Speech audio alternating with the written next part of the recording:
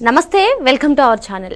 Liquor స్కామ్లో SIT విచారణలో సంచలన విషయాలు బయటకు వచ్చినట్లు సమాచారం. మరి ఈ కేసులో నిందితుడిగా ఉన్నటువంటి రాజకేశ్ రెడ్డి నోరు విప్పినట్లుగా తెలుస్తుంది. దీంతో ఏం జరగబోతుంది లిక్కర్ స్కామ్లో తెలుసుకునే ప్రయత్నం చేద్దాం. దీన్ని విశ్లేషించడానికి మనతో పాటుగా ఉన్నారు ప్రముఖ రాజకీయ విశ్లేషకులు అరసమల్లి శ్రీనివాస్ గారు. నమస్తే సార్. నమస్కారం. లిక్కర్ స్కామ్లో సిట్ విచారణలో సంచలన విషయాలు బయటకు వస్తున్నట్లుగా తెలుస్తుంది సార్. మరి A1గా ఉన్నటువంటి రాజకేశ్ రెడ్డి నోరు విప్పారని, మరి మనీ రూటింగ్లో వైఎస్ అనిల్ రెడ్డి అదేవిధంగా సునీల్ రెడ్డి వీళ్ళిద్దరిది కీలక పాత్ర అని ఆయన చెప్పినట్లుగా తెలుస్తుంది. ఇప్పటికే వీళ్ళిద్దరూ కూడా విదేశాలకు పారిపోయినట్లుగా కూడా ప్రచారం సాగుతుంది. ఈ లిక్కర్ స్కామ్లో ఈ పరిణామాలన్నీ ఏ విధంగా చూడాలంటారు? ఇప్పుడు నీకు బొట్టు ఉందనుకో, అద్దంలో చూసుకుంటే తప్ప తెలియదు నీకు, అవును కదా. ఈ చేతికి ఒక కంకణం ఉందనుకో, దీనికి అర్థం కావట్లేదు, ఇలా చూసుకోవచ్చు కదా వాచ్ని, టైము. అలాగే ఈ లిక్కర్ స్కామ్ కూడా దానికి ప్రత్యేకించి దర్యాప్తు ఇవన్నీ కూడా అనవసరం. ఎందుకంటే అది ఎలా చేశారు, ఏం చేశారు అనేవి చిన్నపిల్లలు అడిగితే చెప్పేస్తాడు. అయితే వీళ్ళు ఏంటంటే ఈ దర్యాప్తు అధికారులు న్యాయస్థానాల ముందు పెట్టినప్పుడు ఆ న్యాయమూర్తి ముందు అలా ఎదురుగుండా జేబు కొట్టేసినా కానీ దానికి నేను ఆడు కొట్టేస్తాను, నేను చూశానని చెప్పాలి. ఇది సమస్య మన చట్టంలో ఉన్నది. కాబట్టి వాళ్ళు ఆధారాలు సేకరించాలి, ఖచ్చితంగా పకడ్బందీగా కేసు కట్టాలి. దానికోసం ఈ దర్యాప్తులే చేస్తారు. దాంట్లో వీళ్ళు రకరకాల వికారాలు విన్యాసాలు చేస్తూ ఉంటారు వీళ్ళు. ఇప్పుడు మామూలుగా అయితే కొట్టో కుమ్మే చెప్పించేస్తారు. వీళ్ళతో అలా కుదరదు. వాళ్ళకి కొంత రక్షణ, చట్ట రక్షణ ఏర్పడుతుంది. ఎందుకంటే అవసరం ఉన్నవాడు సైకోకి అమ్మ మూడు వాళ్ళ బాసు అంచేత వాళ్ళకి కొంచెం ఇబ్బందిగా ఉంటుంది. మనోళ్ళు కూడానే, అంటే ఇప్పుడున్న ప్రభుత్వం కూడా వీళ్ళు తెగించి దర్యాప్తు అధికారులు వాడిని తోలు తీసి ఉంటుంది, తేగ తెలుసు నీకు, ఇలా ఎడదీసి తినేస్తారు కదా, అలా ఎడదీసేచ్చాలని. కానీ వీళ్ళు వెనకాల కాపాడరు, ఎందుకు వచ్చిన కూడా బాబు అని ఉంటారు వాళ్ళు. అది కూడా కొంత లోపం. అంత సిస్టమేటిక్గా శాస్త్రోక్తంగా పెళ్లి చేసుకుని శాస్త్రోక్తంగా శోభనం చేసుకుంటే కోతిపిల్ల పుట్టినట్టుగా ఉంటుంది పరిస్థితి. కొంత అప్పుడప్పుడు రాముడు లాంటి ధర్మబద్ధంగా పరిపాలించే రాజే చెట్టుచాటు నుంచి వధించాడు వాళ్ళని, తప్పలేదు. ఎందుకంటే వాళ్ళకి ఎదురుకుండా వెళ్తే బలం లాగేసుకుంటాడు, అంచేత చాటు నుంచి కొట్టాల్సి వచ్చింది. కాబట్టి వీళ్ళు అలా కొంత పక్కదారి పెట్టినా అక్కడ తప్పు జరిగింది, ఆ తప్పు జరిగిందని ఎస్టాబ్లిష్ చేయాలంటే వీడు ఒప్పుకుంటలేదు. కాబట్టి దాన్ని ఏం చేయాలి, ఆడి చేత ఒప్పించాలి. ఒప్పించాలంటే కొంచెం పక్కదారి పట్టాలి. ఆడు చెయ్యినోడికి చేయించడం తప్పుగా, బలవంతంగా పిత్తం తప్పు, కానీ సత్యంబాబు చంపేశాడని చెప్పారు అలాంటి తప్పు. కానీ వీళ్ళు ఎదురుకుండా ఫ్లడ్ లైట్ల వెలుగులో దోపిడీ చేశారు వీళ్ళు. దానికి కొంత ఏదో రకంగా ఒప్పించాలి, ముగించాలి దాన్ని. ఇప్పుడు అతను ఏమంటున్నాడో, నేను ఆడి పేరు చెప్తే అదే ఆఖరి రోజున నన్ను చంపేస్తారా బాబు అంటున్నాడు. దానికి పాపం అయ్యో పాపం చంపేస్తారంట అన్న జాలి కలిగాడు, వదిలేసారంటే అవుట్. వీళ్ళందరికీ ధైర్యం కల్పించాలంటే ఏం చేయాలంటే ముందు అతను మూసేయాలి. నువ్వు చెప్పకపోయినా మూసేవారా, నువ్వు చెప్తే నేను కొంచెం నీకు వెసులుబాటు ఉంటుంది అని చెప్పాలి. ఇవన్నీ వాళ్ళు తెలుసు, వాళ్ళు చేయరు అంతే. మనం చెప్తే చెప్పేలా అంటారు మనల్ని. ఇప్పుడు ఆ సునీల్ రెడ్డి అనిల్ రెడ్డి అన్నారు కదా, సునీల్ రెడ్డి అన్నవాడు జగన్మోహన్ రెడ్డికి అత్యంత సన్నిహితుడు. మరి ఆ సునీల్ రెడ్డి ఈ సునీల్ రెడ్డి ఒకడో కాదో తెలియదు, కానీ ఒక సునీల్ రెడ్డి అయితే జగన్మోహన్ రెడ్డికి సపర్యలు చేయడానికి పరిచారకుడిగా అప్పుడు మొదట అరెస్ట్ అయినప్పుడు కూడా పంపించారు అతన్ని కూడా అరెస్ట్ చేసి పంపించారు అతనికి జతగా. నేటి బ్రష్ మీద పేస్ట్ చేయడానికి, పక్కలు తులపడానికి, కాళ్ళు పిసకడానికి ఒకటి పంపించారు అసిస్టెంట్ కింద. ఇన్ని గౌరలు చెప్తాడు జేడీ లక్ష్మీనారాయణ గారు కూడా.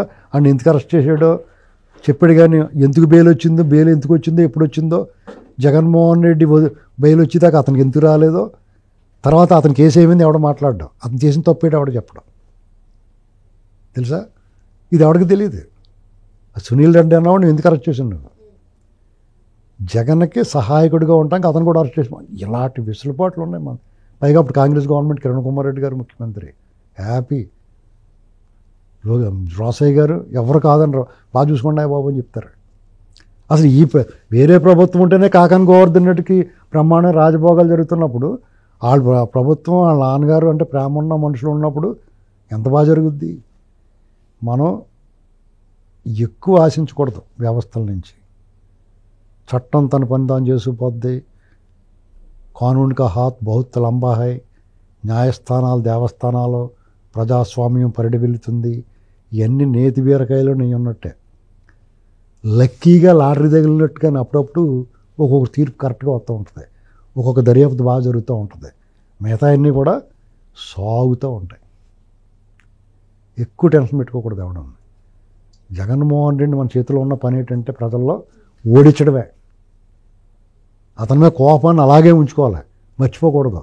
మనం కూడా మర్చిపోకుండా అతను కనపడుతున్నాడు వచ్చేలాగా. ఏంటి ఏం చేస్తున్నారని చూస్తున్నాడు మనం కాబట్టి మనం అతను మర్చిపోం. ఇప్పుడు మా ఊళ్ళో కోడూరు కుక్కని ఉండేది, ఎర్రగా ఉండి, అదే ఇటుక పెద్ద రంగులో ఉండి ఇంత ఇంత ఎత్తు ఉండేది. ఆ వీధి నుంచి వెళ్ళి చిన్నప్పుడు ఆ కోటేశ్వరరావు గారు ఆయన అలా మడత మంచం మీద పడుకుంటే ఆ మంచం కింద పడుకునేది. అది మేము అలా వెళ్ళి మా సడికి గుర్రమనేది, మా భయం వేసి దాన్ని చూస్తుంటే. ఒకవేళ గబగబా పరిగెట్టేద్దామంటే వెనకాల వచ్చి పెక్కట్టేసుకుంటుందేమని భయం. ఆ భయంతో అది ఉందో లేదో చూసుకుని వెళ్ళేవాళ్ళు. అలాగా ఈ జగన్మోహన్ రెడ్డి అనేటువంటి వాడు అది ఎప్పుడు అక్కడే కాపలా కాసి ఉండేది. అది ఎదురు వెళ్తాం మానేసాం. అలాగే ఇప్పుడు జగన్మోహన్ రెడ్డి ఉన్నాడు అనుకోండి, జనాలు అతను ఓటేస్తాం మానేస్తారు. అతను కానీ పొరపాటును దాక్కున్నాడు కనపడలేదు అనుకో, ధైర్యంగా తిరిగేస్తారు. మళ్ళీ వాళ్ళని ఎప్పుడోకప్పుడు అతని మీద మనసు మారద్దు మనకి. మనం అతను ఓడించగలం అంతే. ఈ చట్టాలు, పోలీసులు ఇవన్నీ చర్యలు తీసుకుంటారో, వీళ్ళ మీద యాక్షన్ తీసుకుంటారో, ఆ భూ కబ్జాలో డబ్బు రికవరీ చేస్తారో ఏమీ ఆశ పెట్టుకోకూడదు. అయింది ఏదో అయింది, పోయినగాడికి పొల్లు అనుకోవడం, మళ్ళీ జాగ్రత్తగా మళ్ళీ ఎలక్షన్ వచ్చినప్పుడు ఇటు వద్దురా బాబు ఎక్కువ దొబ్బేసేటప్పుడు మళ్ళీ దొబ్బేస్తాడు, ఇటుకి ఇస్తే కొంచెం తక్కువ దొబ్బేసి వాడికి ఓటేసుకో. సార్ ఇక్కడ ఇంకొక విషయం సార్, మీరు అన్నట్టుగానే అంతిమ లబ్ధిదారుడు అని చెప్పి జగన్మోహన్ రెడ్డి అని చెప్పి అందరికీ తెలిసిన విషయమే. కానీ ఇప్పుడు ఈ లిక్కర్ స్కామ్లో చూసుకున్నట్లయితే మొన్న అవినాష్ రెడ్డి పేరు, వాళ్ళ నాన్న భాస్కర్ రెడ్డి పేరు బయటకు వచ్చాయి. నిన్న చూసుకున్నట్లయితే వైసీపీ హయాంలో ఉన్నటువంటి 2 ఎంపీల హస్తం ఉంది. సో ఎన్నికల ప్రచారంలో, ఎన్నికల సమయంలో ఓట్లు ఈ డబ్బులతోనే కొన్నారు. మీకు కంప్లీట్ ఆ డబ్బు ఎక్కడికి మారిందో ఎక్కడ చేరిందో కూడా తెలిసి వచ్చేసింది. అది వీళ్ళు చేస్తున్నారు. నేను అనేది ఏంటంటే ఆ చేసేదేదో, ఇప్పుడు సీరియల్ నడుస్తూ ఉంటుందండి, ఎంతసేపు వాళ్ళ మొఖాలు చూపించి బిస్కం అని చూపిస్తే బోర్ కొట్టేది నీకు. టకాల మీద థ్రిల్లింగ్ పెట్టాలి కదా. ఈ వారం వీడు అరెస్ట్, వచ్చే వారం కూడా అరెస్ట్ పెడుతున్నారు అనుకో, ఫోన్లో రబ్బా సాగుతుంది, మొత్తం మీద వెళ్తుంది అనుకుంటాం. వీళ్ళు అరెస్ట్ అయిపోయినప్పుడు నెలల పైన అయిపోయింది. వెళ్తున్నారు వస్తున్నారు వరుసగా ఒకళ్ళు జైలు నుంచి కోర్టుకి, కోర్టు నుంచి జైలుకి వెళ్తున్నారు. దర్యాప్తులు అంటున్నారు, మధ్యలో కస్టడీకి ఇస్తున్నారు. వాళ్ళ తలపోటు వచ్చేస్తుంది పాపం దర్యాప్తు అధికారులు. వాళ్ళకి పెద్ద రిస్క్ వాళ్ళకి పాపం. వీళ్ళు ఎలాంటి వాళ్ళని హ్యాండిల్ చేయాలి, వాళ్ళకి కుటుంబాలు వాళ్ళకి భయం ఉంటుంది కదా. ఎందుకంటే వీళ్ళు హ్యాండిల్ చేసి కూడా పైగా వాళ్ళని ఏం బెదిరిస్తున్నారో తెలియదు, ఎవరు దర్యాప్తు చేస్తున్నారో తెలుస్తుంది వాళ్ళకి. వాళ్ళ ఇంటికి వెళ్ళి జాతకం అంటారు, లేదంటే ఒక మూట పడేస్తారు. ఆ మూట తీసుకోరు వాళ్ళు, అలాంటి వాళ్ళని పెట్టుంటారు. కానీ బెదిరిస్తారు కదా. డబ్బులు తీసుకోకపోయినా భయం అయితే ఉంటుంది కదా వాళ్ళకి, వీళ్ళతో డేంజర్ కదా అని.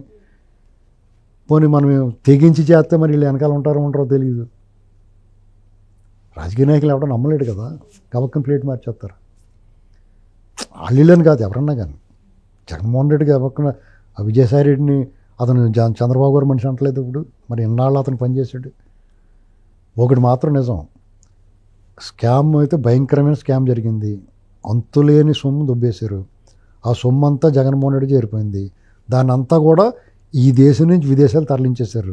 అదంతా కూడా వేరే చోట భద్రంగా ఉంది. దాన్ని ఈ ప్రాసెస్లో ఖచ్చితంగా చంద్రశేఖర్ రెడ్డి హస్తం ఉంటుంది. ఎందుకంటే కాకినాడ నుంచి పోర్టు షిప్పుల్లో పంపించేసి షిప్పుల ద్వారా బయట పంపిస్తారు, కంటైనర్. ఇది మాత్రం నిజం. దాని రీకన్స్ట్రక్షన్ అంటే మళ్ళీ దాన్ని ఎస్టాబ్లిష్ చేయగలగాలి వీళ్ళు. ఆ ప్రయత్నంలో ఉన్నారనుకుంటున్నాను నేను. ఏమైనా కానీ దేవుడు కూడా దయ తలవాలి మన మీద.